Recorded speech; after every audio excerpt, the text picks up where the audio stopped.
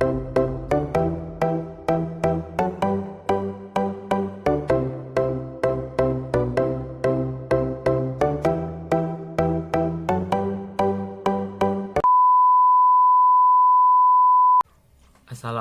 warahmatullahi wabarakatuh.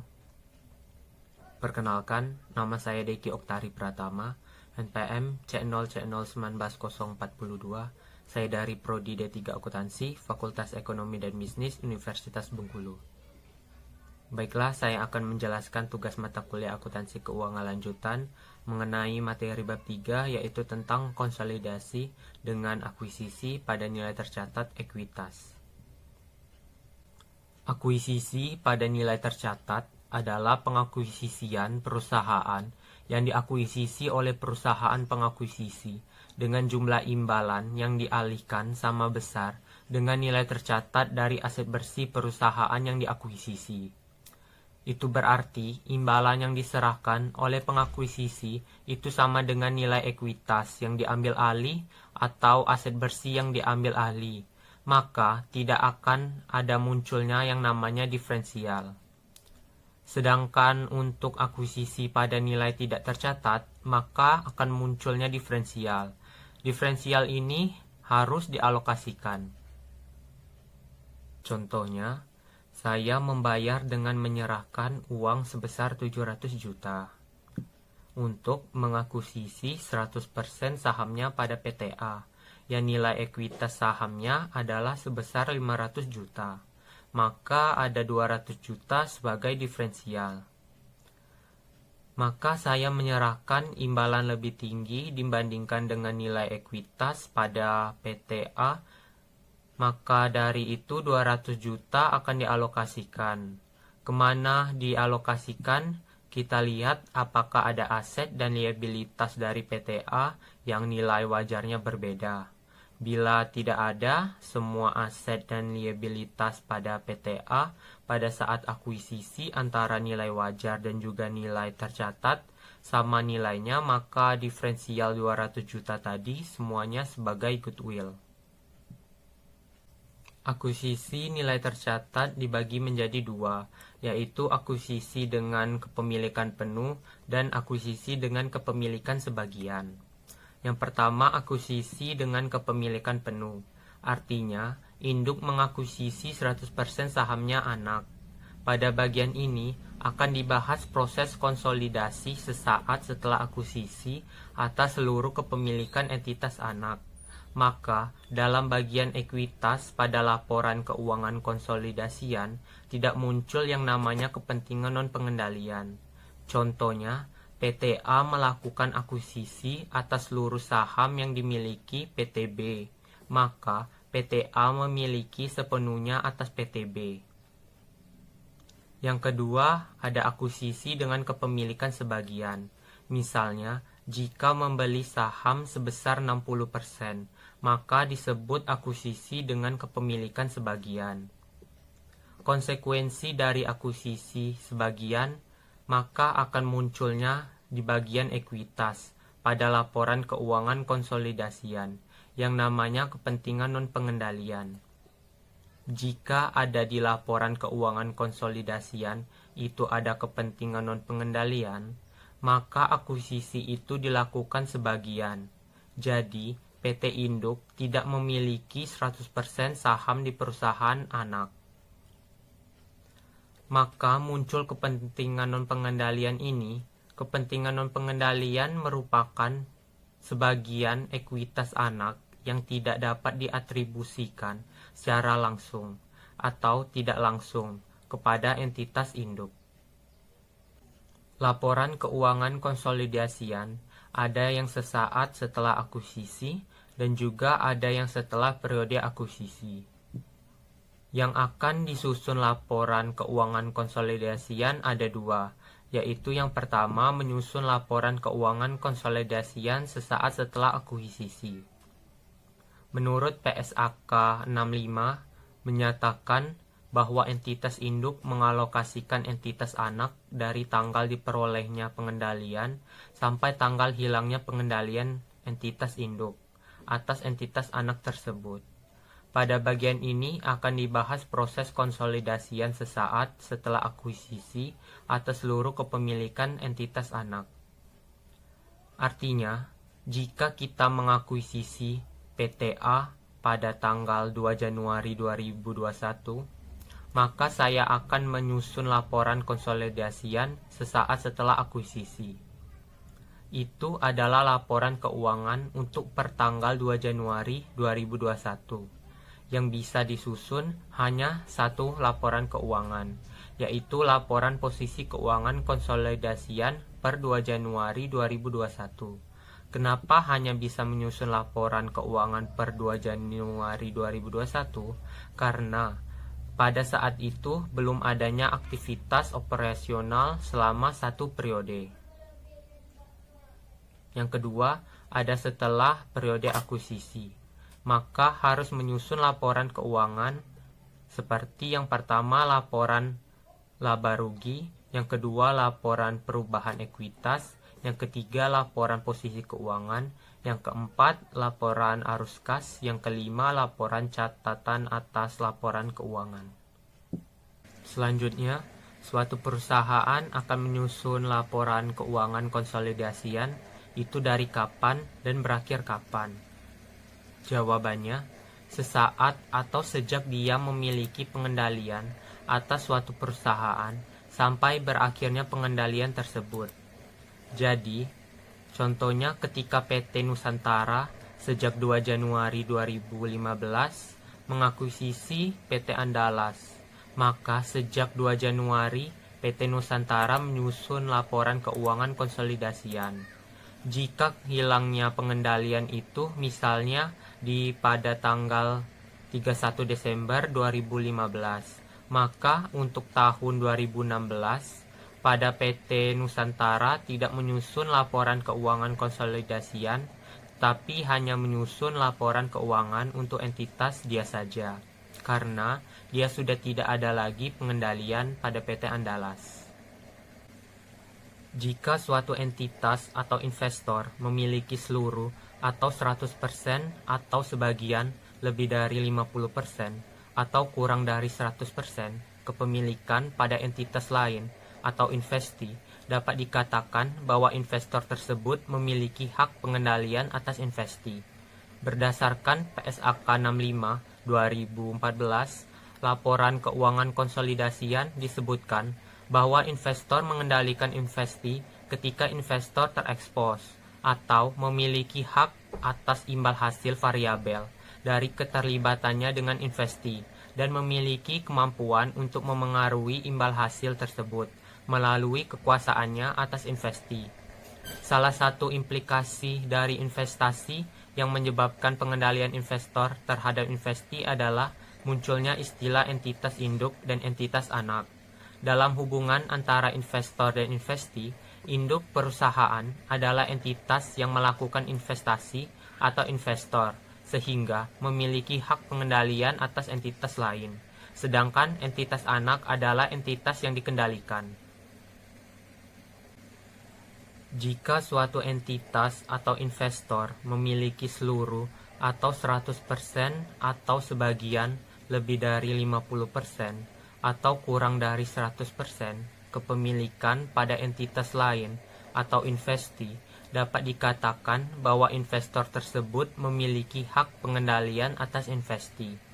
Berdasarkan PSAK 65 2014, laporan keuangan konsolidasian disebutkan bahwa investor mengendalikan investi ketika investor terekspos atau memiliki hak atas imbal hasil variabel dari keterlibatannya dengan investi dan memiliki kemampuan untuk memengaruhi imbal hasil tersebut melalui kekuasaannya atas investi.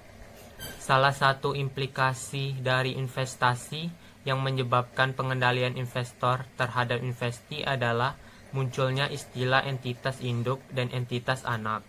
Dalam hubungan antara investor dan investi, induk perusahaan adalah entitas yang melakukan investasi atau investor, sehingga memiliki hak pengendalian atas entitas lain. Sedangkan entitas anak adalah entitas yang dikendalikan.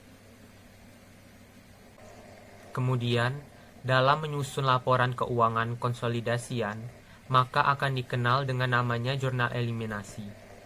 Setelah itu, proses memperhitungkan antara data keuangan perusahaan induk, data keuangan perusahaan anak, penyesuaian dalam eliminasi, dan terakhir konsolidasian.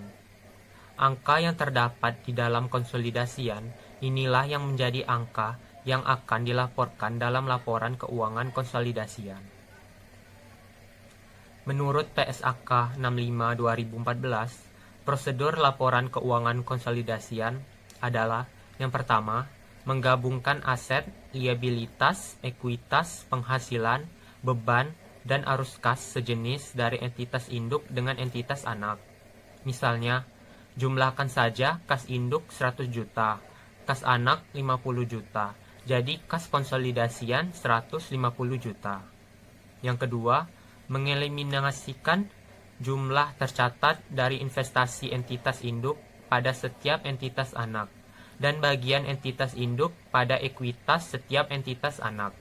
Misalnya, penghasilan atau pendapatan yang didapatkan atau dihasilkan oleh induk 80 juta, yang didapatkan anak 30 juta, maka pendapatan yang dilaporkan dalam laporan keuangan konsolidasian adalah sebesar 110 juta. Dengan catatan, tidak ada transaksi yang menghasilkan pendapatan ini yang diperoleh antara transaksi induk dan anak. Maka, jika penjualan yang dilaporkan pada PT Induk 80 juta, ternyata 50 juta penjualan yang dilakukan pada PT Induk kepada PT Anak karena transaksi entitas dalam satu usaha atau sepengendalian, maka laporan tersebut tidak boleh muncul dalam laporan keuangan. Jadi, tidak boleh melaporkan penjualan 80 juta tersebut, karena boleh diakui 30 juta saja. Mengapa 50 juta tersebut akan dieliminasikan? Karena induk menjual ke anak. Yang ketiga, mengeliminasikan secara penuh aset dan liabilitas, ekuitas, penghasilan, beban, dan arus kas dalam intra kelompok usaha terkait dengan transaksi antara entitas dalam kelompok usaha. Selanjutnya, jurnal eliminasi digunakan untuk menyesuaikan saldo pada setiap akun yang terdapat pada setiap entitas yang akan dikonsolidasikan, sehingga mencerminkan saldo yang seharusnya ketika seluruh entitas yang dikonsolidasikan dianggap sebagai sebuah entitas tunggal, atau jurnal-jurnal yang dibuat ketika perusahaan melakukan proses konsolidasian. Kemudian, jurnal eliminasi tidak akan diposting ke buku besar pencatatan perusahaan induk maupun anak. Jurnal eliminasi ketika induk menjual ke anak harus dieliminasikan penjualannya, agar dampak dari transaksi hubungan antara induk dan anak pengaruhnya tidak muncul pada laporan keuangan konsolidasian. Kemudian ada kertas kerja konsolidasian, di mana pengertiannya merupakan alat bantu yang dapat digunakan untuk mempermudah proses menyajikan laporan keuangan konsolidasian. Kertas kerja ini terdiri dari 3 bagian, yakni bagian laporan laba rugi, laporan perubahan saldo laba, dan laporan posisi keuangan. Dalam menyajikan laporan laba rugi konsolidasian, hanya pendapatan dan beban dari entitas induk yang diperoleh dari transaksi dengan pihak non-afiliasi, yang mana akan disajikan dalam laporan laba rugi konsolidasian. Untuk menyusun kertas kerja konsolidasian, harus dahulu menyusun atau membuat jurnal eliminasi. Jurnal eliminasi yang harus dieliminasi adalah akun investasi. Perlu dieliminasi dari sudut pandang konsolidasi. Suatu perusahaan tidak dapat melakukan investasi pada perusahaannya sendiri.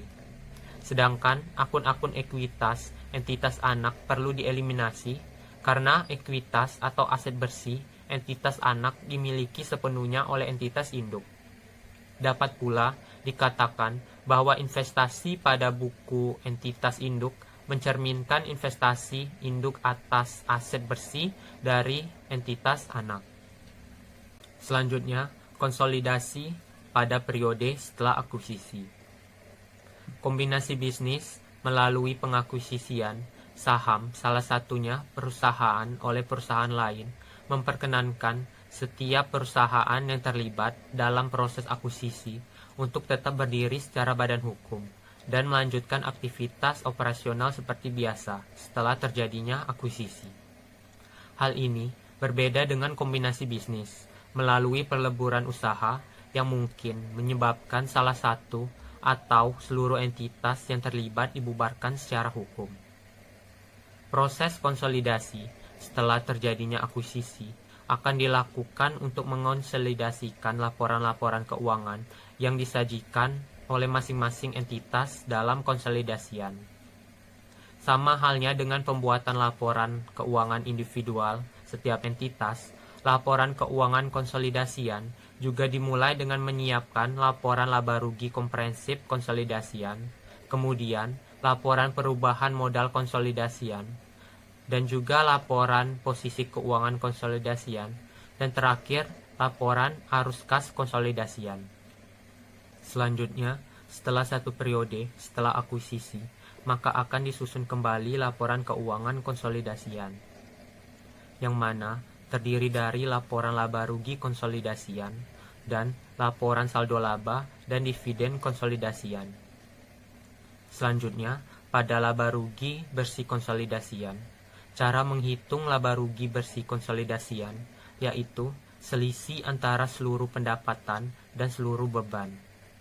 Namun, dalam menyiapkan laba rugi konsolidasian, hanya pendapatan dan beban dari entitas induk yang diperoleh dari transaksi dengan pihak non-afiliasi saja yang akan disajikan dalam laporan keuangan laba rugi konsolidasian.